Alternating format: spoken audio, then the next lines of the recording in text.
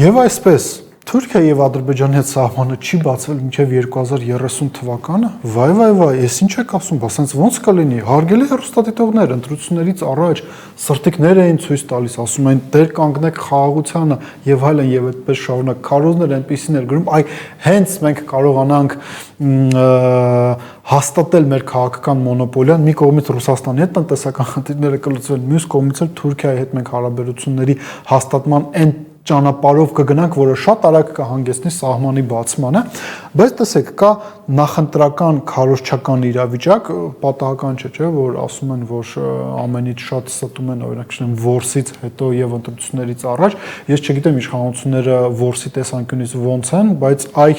ընտրություններից առաջ ստելու առումով իրենք շատ լավ են, մանիպուլացնելու առումով շատ լավ են, այդ իսկ պատճառով քարոզը այն մասին, որ խաղաղությունը եւ այլն եւ այդպես շարունակ, հեսա մենք էլ նաեւ հասնելու ենք նրան, որ տարածաշրջանում կոմունիկացիաների ապաշրջափակումա լինելու,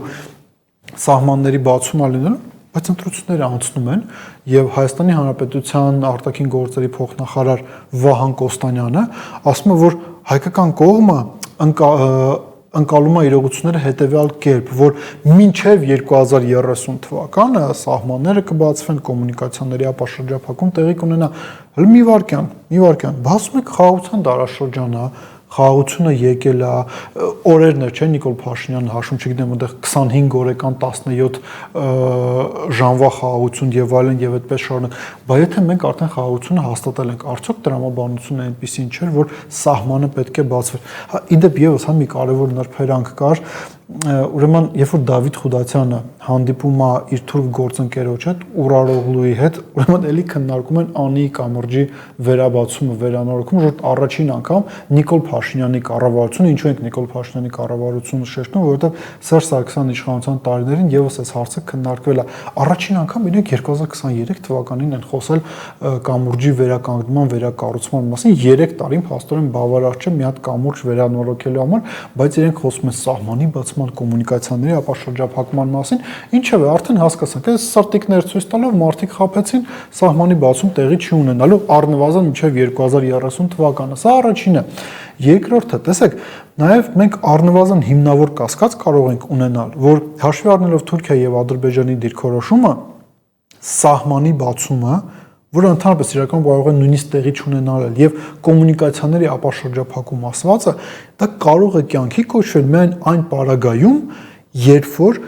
կյանքի կկոչվեն մի շարք նախապայմաններ, որոնք առաջ է բերում Թուրքիան, որոնք առաջ է բերում Ադրբեջանը, ամենապարզ նախապայմաններից մեկը, որը գոնե վերջին շաբաթվա լրահոսը ապացուցում է, որ Ադրբեջանի օրակարգում այս հարցը կա, ապացուցում է այն քաղաքացիների համար, որոնք միգուցե թերահավատ էին։ Խոսքը վերաբերվում է այսպես կոչված ադրբեջանցիների վերադարձի իրավունքի մասին։ Մենք տեսնում ենք, որ ամենաբարձր մակարդակով միջոցառումներ, պետական ֆինանսավորմամբ եւ այլն տեղի ունենում եւ իրենք հենց այդ թեզն են առաջ տանում, որ սահմանից այն կողմ գտնվող ադրբեջանցիները պետք է հնարավորություն ունենան գան Հայաստան ենել ոչ թե որպես հյուրեր, այլ որպես տան տերեր։ Հիշում եք ինչ էր ասում Իլհամ Ալիևը, ինքը ասում էր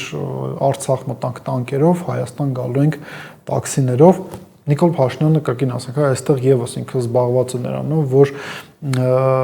էֆեկտիվ կերպով տնօրինում է ադրբեջանական բյուջեի միջոցները, ինչու մարդիկ գումար ծախսեն սպառազինությունների տանկերի վրա, եթե կարելի է տաքսիներով տեղափոխվել, Ադրբեջանի քարոզը հենց սրա մասն է։ Եվս մի կարևոր նրբերանգ, երբ որ Վահան Կոստանյանի հայտարարությանը ծանոթացանք Անեի հետ, մի կարևոր դիտարկում արեց, ասես մի հատ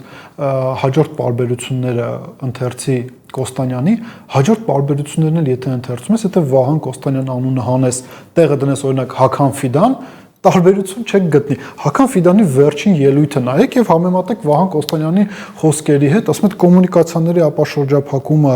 միջին Միջանցքի տրամաբանության մեջ պետք է նայենք, հարավային Կովկասը կապում ենք կենտրոնական Ասիայի հետ եւ այլն եւ այդպես շարունակ, որ այս մարդիկ բացում են Զանգեզուրի Միջանցք։ Ուղղակի եթե թուրքերը Բախչելի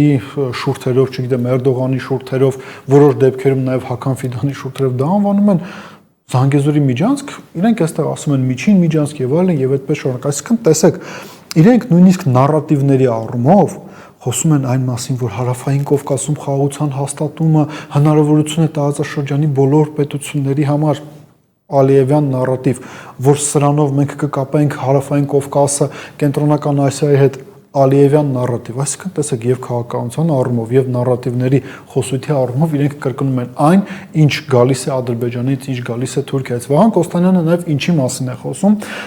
TRIP նախագծի մասին է խոսում։ Կրկին ասենք, հա, տեսեք, եթե Ադրբեջանում եւ Թուրքիայում ավելի անկեղծ են եւ իրերը անվանում են իրենց անուններով եւ խոսում են Զանգեզուրի միջանցքի մասին, իրենք ասում են միջին միջանցք, TRIP եւ այլն։ TRIP-ը որպես նախագիծ ինքը գլոբալ առումով ինչի է անհրաժեշտ Հայաստանի Հանրապետությանը, որովհետեւ իրենք կարողանան քողարկեն իրենց կախվածությունը Ադրբեջանից, Թուրքիայից, որպեսզի իրենք կարողանան ձեզ հենց դա վաճառել, որովհետև համաձայնում եք, եթե նաև շատ կենցաղային բան է, չէ, եթե հնարավորություն կա ընտրելու ամերիկյան արտադրանք կամ թուրքական կամ ադրբեջանական առավելապես արտադրանք, դուք ընտրելու եք ամերիկյան արտադրանքը, բայց իրենք իրականում թուրքական ապրանքը ամերիկյան փաթեթավորման փորձում են ձեր վրա վաճառել։ Այդ իսկ պատճառով իրենք խոսում են TRIP-ի մասին, բայց իրողությունները խոսում են հետևյալի մասին, որ Հայաստանի Հանրապետությունը այստեղ ոչ թե որոշողի կամ բանակցողի դերում է, այլ Հայաստանի Հանրապետության հաշվին Թուրքիան եւ Ադրբեջանը լուծում են մի շարք խնդիրներ՝ քաղաքական, տնտեսական, աշխարհաքաղաքական, մշակութային,